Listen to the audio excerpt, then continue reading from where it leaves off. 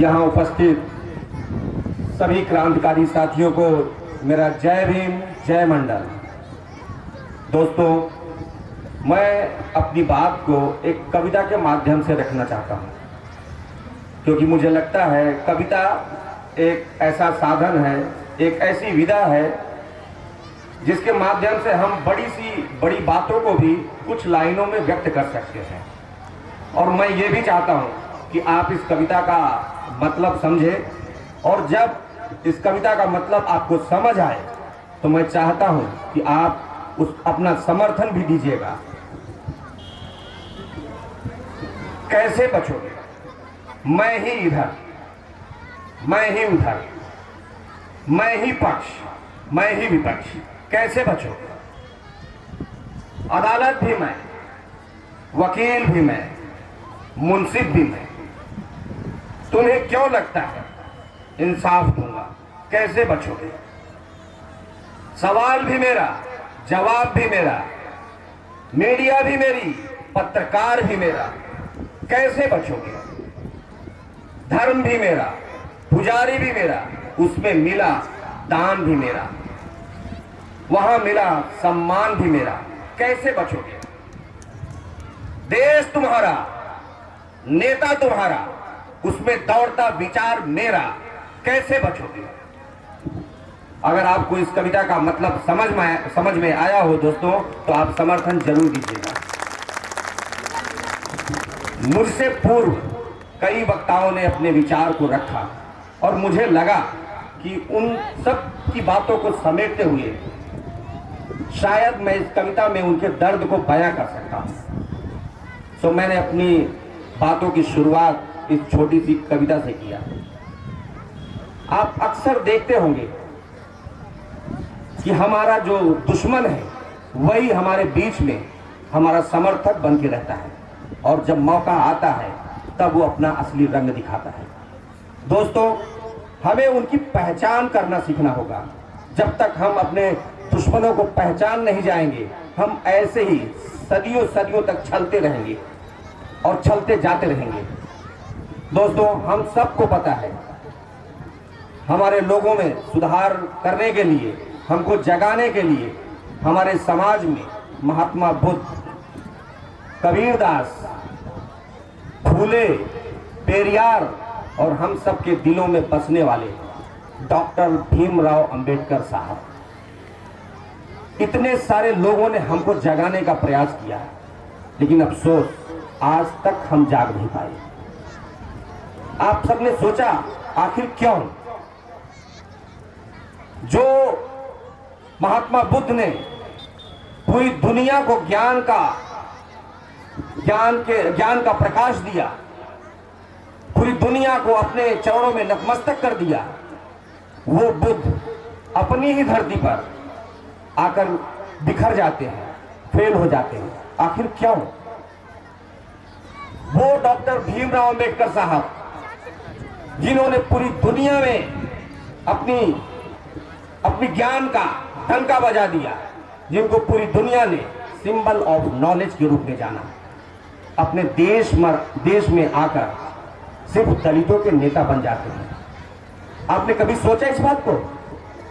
आपने समझने का कभी प्रयास किया कि आखिर वो कौन से लोग हैं जो हमारे नेताओं को जातियों में बांट देते हैं, एक जाति का नेता बना देते हैं, और अपने एक तुच्छे से नेता को, एक जो है 2% के नेता को राष्ट्र का नेता बना देते हैं?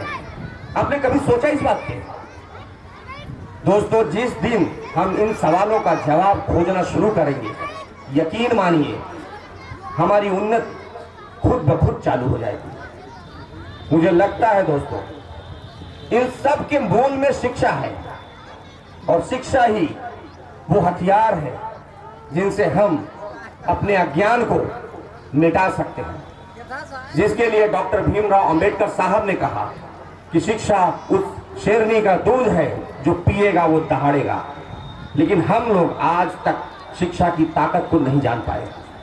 दोस्तों, हमारा विरोधी जो हमें कुचलना चाहता है, वो संविधान पढ़कर जज बन जाता है, वकील बन जाता है, लेकिन हम रामायण, महाभारत, गीता में फंसकर अपने जो है बच्चों का भविष्य अंधकार में ढकेल देते हैं। दोस्तों, हमको ये समझना होगा। आप लोगों ने अक्सर सुना होगा, लोग कहते हैं कि देश में जब वर्तमान शिक्षा व्यवस्था लागू हुई थी तो अंग्रेजों ने नौकर पैदा करने के लिए शिक्षा व्यवस्था को बनाया था। मुझे लगता है हर किसी ने ये सुना होगा। आप जरा सोचिए, अंग्रेजों को गए कितने साल बीत गए। अगर वो शिक्षा व्यवस्था नौकर पैदा कर रही थी तो उसमें बदलाव क्यों नहीं किया गया आज तक? उसमें बदलाव करना चाहिए था। और मुझे लगता है कि वो जानबूझकर एक षड्यंत्र के तहत किया गया है और उसका परिणाम आज हम सबके सामने है। शिक्षा व्यवस्था को धीरे धीरे खत्म किया जा रहा है, हमारे बुद्धिजीवियों को कुचला जा रहा है, लेकिन हम कुछ नहीं कर रहे हैं। हमारे सामने ही हमारी लड़ाई करने वालों को मार दिया जाता है, हमारे सामने ही उनको बेइज्जत कर दिया जाता है।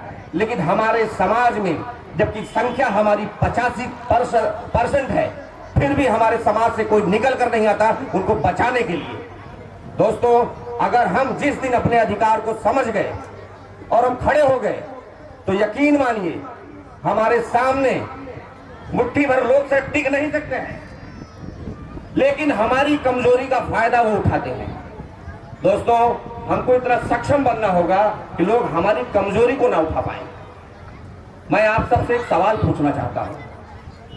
अच्छा दिखने के लिए हम सब अच्छा अच्छा कपड़ा पहनते हैं कि नहीं पहनते हैं? बताइएगा आप लोग। अच्छा अच्छा साबुन यूज करते हैं, अच्छा अच्छा तेल यूज करते हैं, अच्छा अच्छा पाउडर और क्रीम यूज करते हैं शरीर को अच्छा दिखने के लिए, सुंदर दिखने के लिए।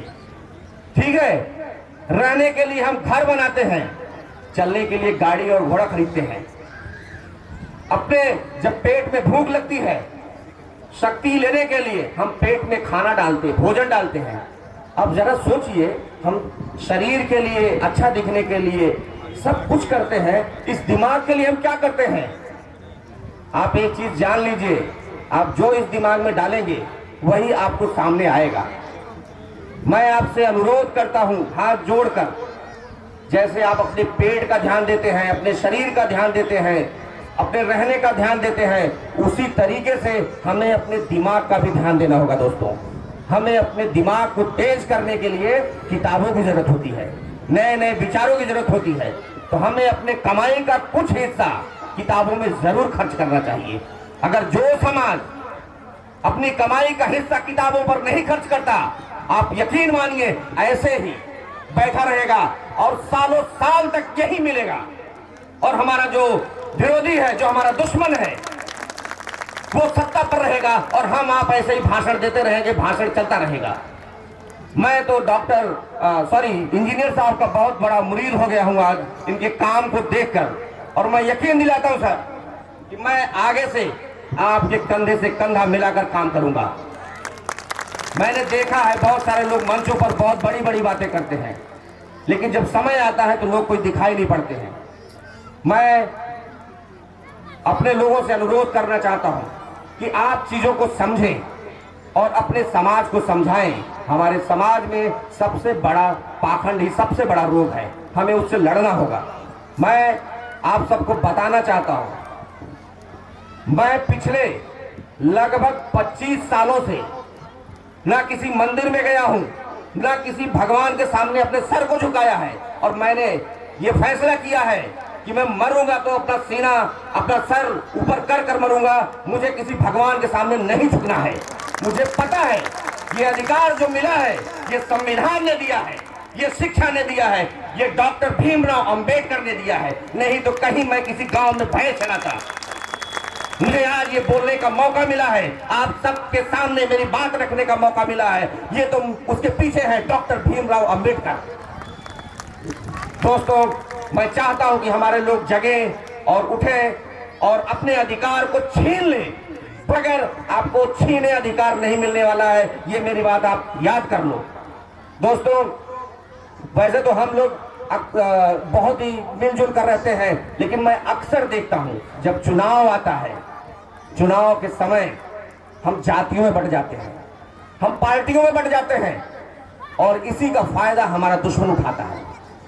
दोस्तों, डॉक्टर भीमराव अंबेडकर साहब ने कहा था हमें अधिनायकवाद से बचना चाहिए। अधिनायकवाद मतलब किसी व्यक्ति की पूजा, वो किसी नेता की भी हो सकती है और किसी बाबा और दावा की भी हो सकती है। हमें व्यक्ति पूजा से बचना चाहिए, अधिनायकवाद से बचना चाहिए। हम सबको विचारधारा पर चलना चाहिए और जो आदमी विचारधारा पर चले उसी का समर्थन करना चाहिए। दोस्तों, मैं चाहता हूं कि यहाँ सब भी वक्ता हैं, उनकी बात को भी हम लोग सुने और इसी के साथ आप सबको मेरा क्रांतिकारी अभिवादन। जय भीम, जय मंडल।